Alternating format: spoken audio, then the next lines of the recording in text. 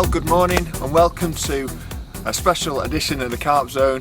We're here in Toronto in Canada and I've joined my good friend Andy back on the bank for a day's carp fishing. Yeah, we're here, as Andy said, in Toronto, fishing in Tommy Thompson Park, and we've seen a few fish jump in. We've put a bit of bait in and I reckon we're going to catch a few fish today. Yeah, should be good. Absolutely amazing sunrise and what a backdrop. So yeah, really looking forward to this one.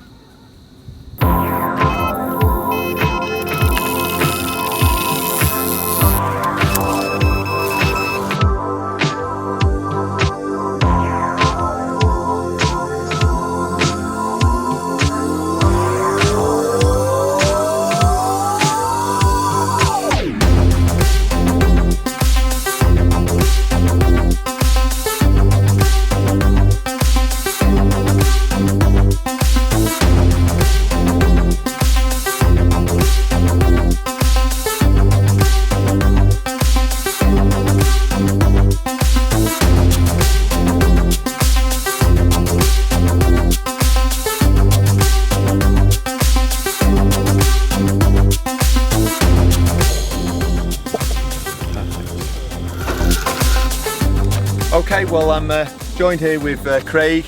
It's actually an expat and he's been here for how long is it? Just over 12 years now. 12 years, so he's actually been fishing, you picked fishing back up, haven't you though? That's right, yeah, I gave it up when I was like about just late teens, and then I came back here and the bug and I finally bit, and I've been fishing for probably like last 7 years here.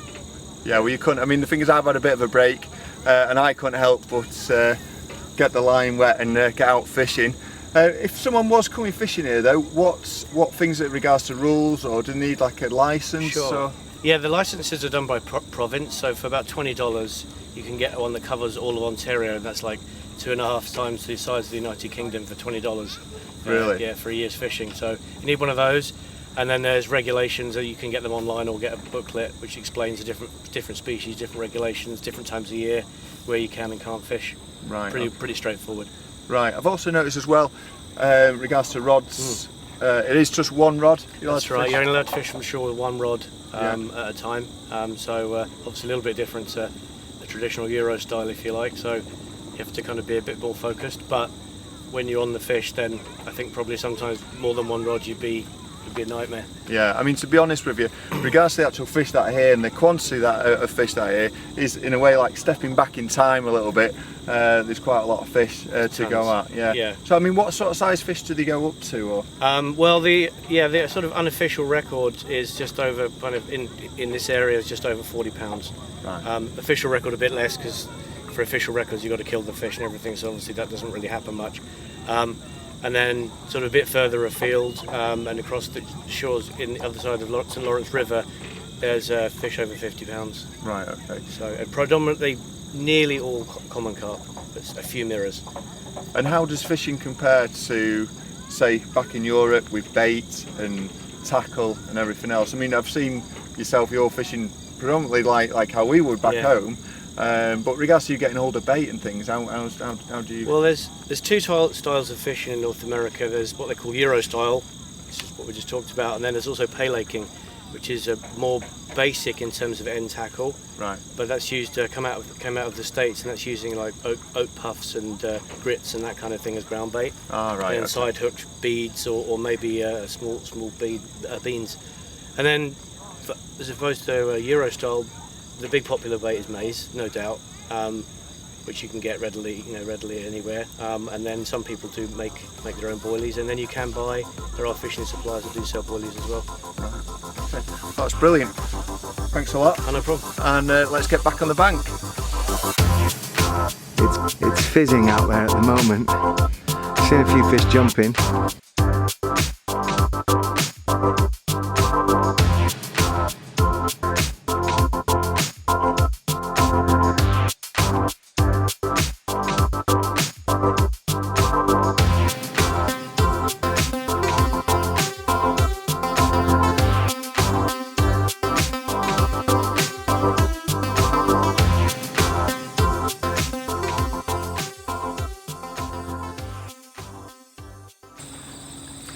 Okay everyone, well that's been Tommy Thompson Park.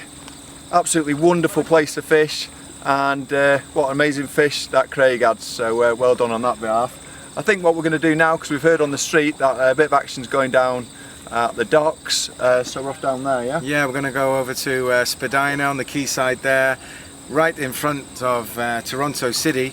There's a few fish waiting for us, so I'm sure we'll snag one or two over there. Let's get down there.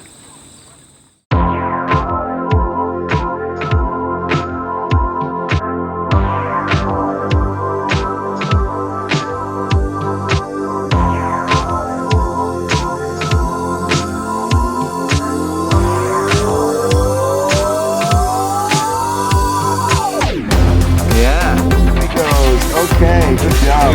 Absolutely amazing. This is urban fishing at its best. Just took this one, just freelining corn, and this is now our second fish on, so yeah. We got a net? Yeah, net's behind you, mate. Well, it's worth checking. It's on this.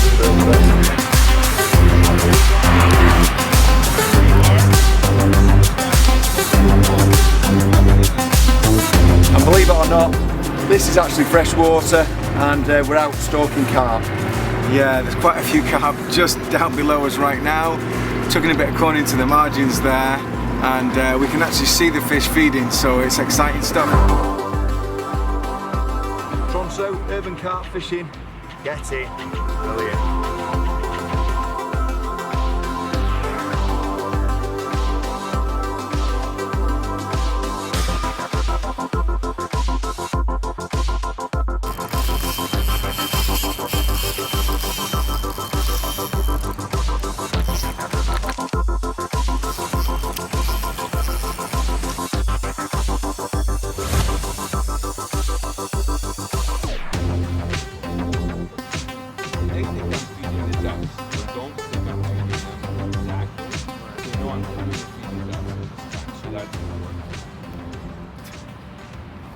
So I'm with Dave Clark from the Toronto Urban Fishing Ambassadors.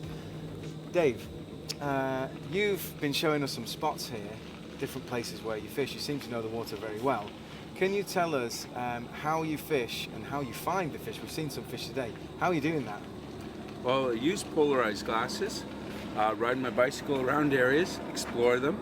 You fish a few spots that look good. You'll have all the ingredients to catch fish for the type of fish you're fishing for. The polarized glass is the yellow lenses for low light, for sunset and sunrise, amber lenses for cloudy days, and green mirror glasses for really bright sunny days. And it helps you see down through the water. You can see down in some spots to 30 feet or 5 meters. And it allows you to spot structure that might hold fish. It allows you to spot the fish themselves and identify them. If you're fishing at the time, you see how they react to your bait. If they're picking up the bait, especially carp, are they eating in my swim? Are they reacting to the line that's in the water? And how if they're looking up at the shoreline constantly to see if there's somebody there. And so you know if you need to camouflage yourself, or if they're just tails up, heads down and eating away, then you know you're comfortable standing there and you don't have to really camouflage yourself. So that's how we utilize the sunglasses. That's pretty much your technique, and it seems to be working. You caught what, 600 fish this year, have you? Yes, yeah. Wow, that's impressive. Yeah, it's a lot of fun fishing. The opportunities around Toronto are great. It's partly because there's been an active effort to try and improve the area's access points for fishing. Right.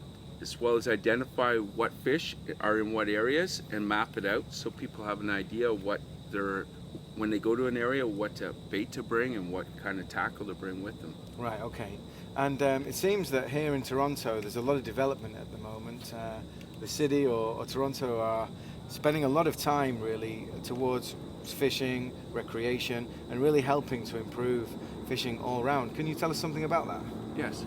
Our waterfront's been developed, our whole harbor front. So we've had a lot of building of condominiums and a lot of construction there. And to repair the harbor wall, etc. afterwards, they hired the Toronto Regional Conservation Authority to replace habitat, fish habitat and bird habitat all along the waterfront. So not only are they putting trees along the waterfront itself, but aquatic vegetation in the water and structure, and really improving the situation. And they've started that about 10 years ago, and places that they began work on have really improved the fishing opportunities. And then they've come back to parks that we've had for years and start improving the access points there, and then building aquatic habitat right in the area of the access point to improve the fishing opportunity. So every week or every month there's more and more places and opportunities for people to get into those areas that were difficult to access and pull out bigger fish, or those wary fish, or those fish that are lurking around the harbour. Yes, yes. And the water quality for the harbors improved dramatically. And so now we're getting a lot of fish species returning that haven't been in the area for a while. The garpike, for example, we're starting to find a lot of garpike back in the area. Certain trout species are back in the area. Walleye, which are pickerel, are in our harbor again, which they hadn't been for a while. So we're starting to see some of the fish species return that hadn't been here for quite a while. So it's a much healthier environment for all the species that want to come back into Toronto. Yes, yes. Okay, all right. Well, thanks a lot for your time. It's been a Very pleasure. Thanks for showing us those spots, and we'll hopefully see you again. Thank Take you care. very much. Thanks.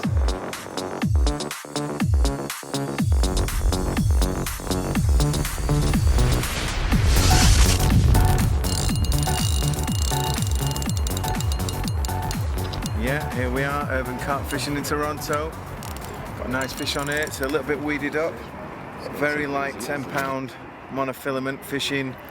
The same style as Dave here, just to keep it simple really. It's a nice big hook, but very traditional style, but the fish picked it up, and hopefully we'll get it in the net soon.